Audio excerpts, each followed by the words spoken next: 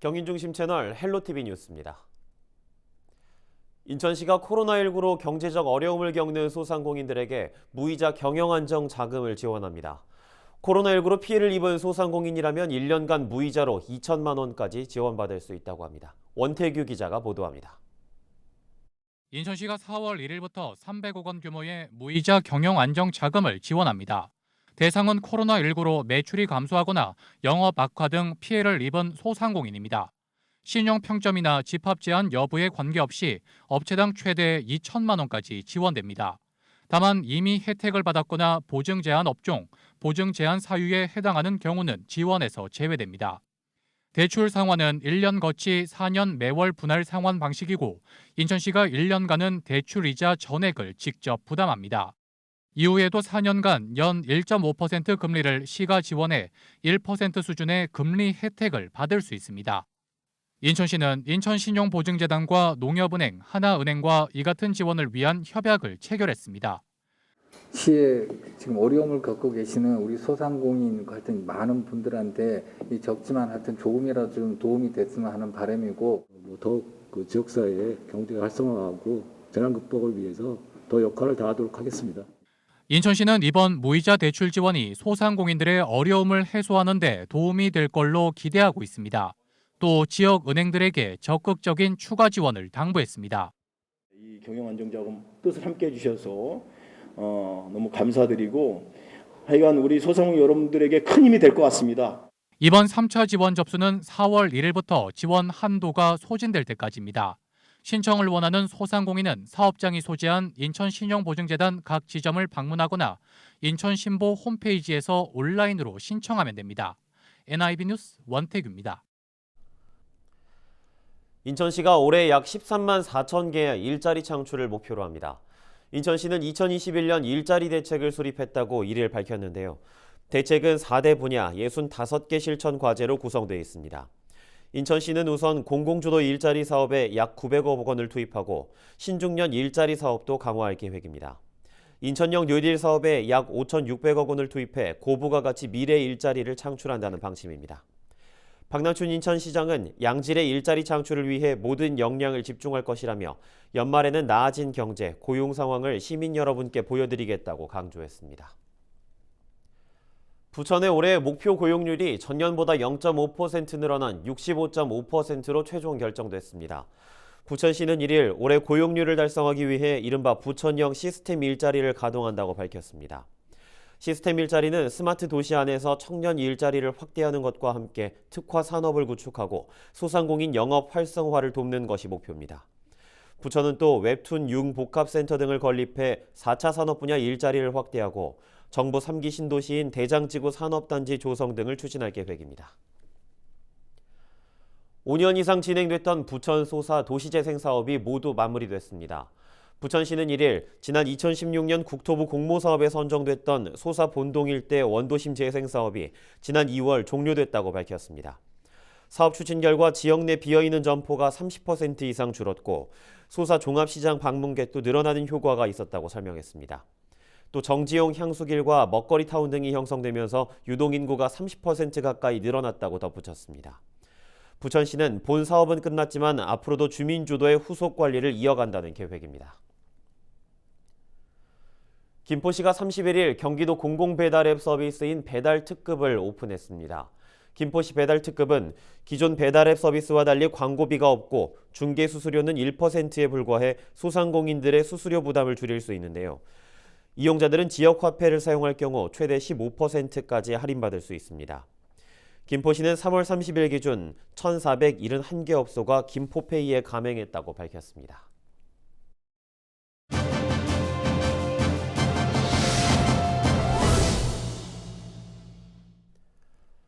인천자치경찰제 조례가 시의회를 통과하면서 논란이 일고 있는데요. 시민단체의 입장을 한번 들어보도록 하겠습니다.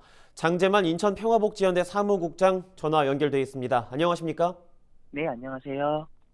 예, 인천시의회가 23일 자치경찰 조례의 권한 축소 조항을 수용해서 통과시켰는데요. 현재까지의 과정들 어떻게 보고 계십니까?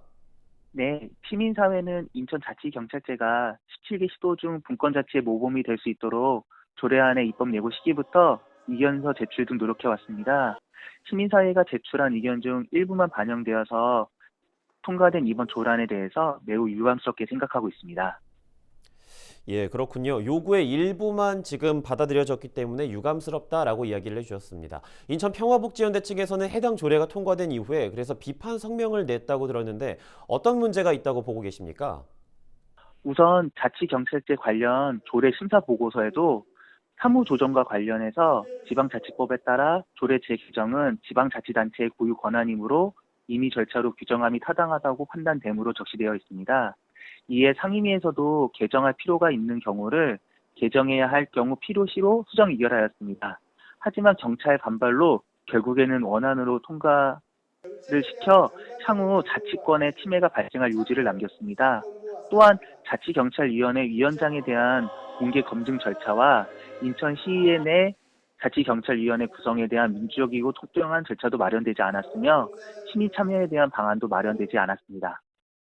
그렇군요. 조금 전에 말씀해주신 위원회 관련해서 인천시가 자치경찰위원회를 구성해 6월 말까지 시범 운영을 하고 7월부터 정식 운영할 예정인 것으로 알려졌는데 혹시 어떤 보완책들이 마련되어야 할까요? 네, 우선 4월 중에 구성될 초대 자치경찰위원회 구성이 잘 되어야 될 것입니다. 그러기 위해서는 자치경찰위원회 위원장에 대한 공개적인 검증이 필요할 것이고요. 또한 자치경찰제는 시민 참여가 제도 안착의 핵심적인 요소라고 생각합니다. 이를 위한 제도도 같이 마련되어야 할 것입니다. 예, 조금 전에 시민 참여 방안이 마련돼야 한다 이렇게 강조를 해주셨는데 어떤 방법들이 있는지 혹시 제시해 주실 것이 있을까요? 우선 인천 시민 요구를 제대로 파악하기 위한 시민 의견 수렴 방안 마련이 필요할 것입니다. 수렴된 내용은 적극적으로 반영하여 맞춤형 치안 서비스가 제공되어야 할 것입니다. 또한 자치경찰 도입 취지인 경찰에 대한 민주적 통제 강화를 위해 치안 서비스의 투명성 제고와 주민의 안권리 보장을 위한 시민 옴부즈만과 감찰관을 제도화해야 할 것입니다. 예, 알겠습니다. 여기까지 듣도록 하겠습니다. 오늘 말씀 고맙습니다. 네, 감사합니다. 예, 지금까지 장재만 인천평화복지연대 사무국장과 이야기 나눠봤습니다.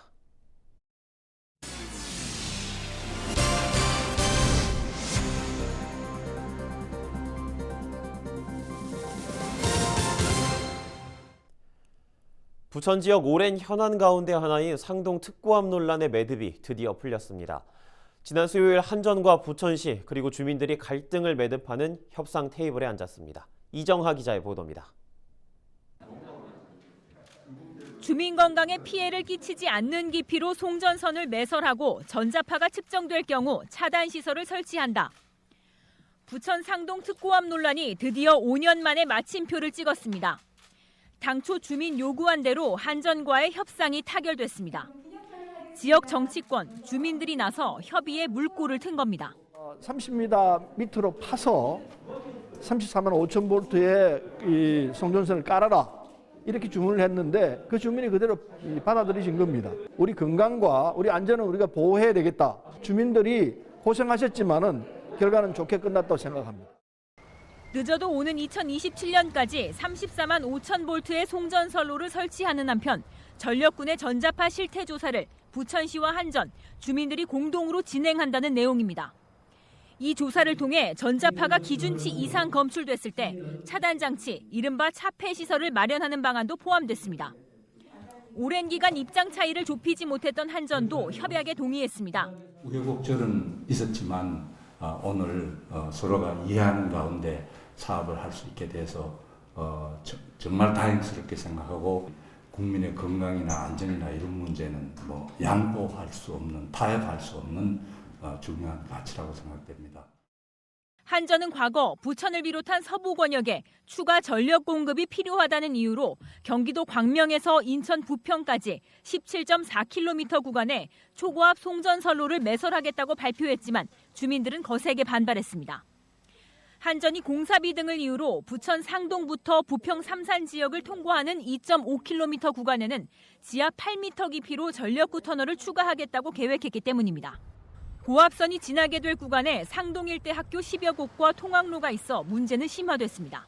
저희 애들이 다니는 학원 앞으로 지나가고 학교 앞으로 지나가다 보니까 이게 정말 얼마나 심각한 문제인 건지에 대해서 얘기를 하고요. 아이들은 그걸 받아들였을 때 이제 정말 소아백혈병이나 암에 걸릴 수 있다는 걸 알고. 지역 반대는 점차 격화하면서 부천시도 한전을 상대로 한 소송에서 수차례 패소했습니다. 긴 싸움이 이어지는 동안 협의체 구성원도 여러 차례 교체되며 주민들은 지쳐갔습니다. 95% 이상이 주거단지인 부천 상동 일대 주민들은 이제서야 한시름 놓게 됐습니다. 이곳 부천 상동 일대에서 오랜 시간 끌어왔던 특고암 논란이 극적으로 해결되면서 새 국면을 맞게 됐습니다. 협상 막바지 과정에서 일주일 만에 지역 주민 3,800여 명을 포함해 4,000명 이상 서명이 모였습니다. 5년 동안 많은 어려움을 겪었어요. 대책위도 제가 3번째 하는 거거든요. 마음이 홀가분합니다. 많은 치수가 났다. 그러면 차폐 장치도 해주는 거로 결정했습니다. 그동안 해법을 찾지 못했던 부천 특고암 논란이 극적 협상으로 타결된 상황. 한전은 앞으로 부천시가 소송 구간에 대한 인허가를 승인하면 행정소송을 취하하고 이르면 올해 9월 공사에 착수할 계획입니다. 헬로티비 뉴스 이정화입니다. 인천시가 고소득 체납자들을 끝까지 추적하기 위해 인천시 오메가 추적 징수반을 가동하기로 했습니다. 인천시는 끝까지 추적해 징수하겠다는 의미로 그리스 문자 마지막 자인 오메가를 인용했다고 밝혔는데요.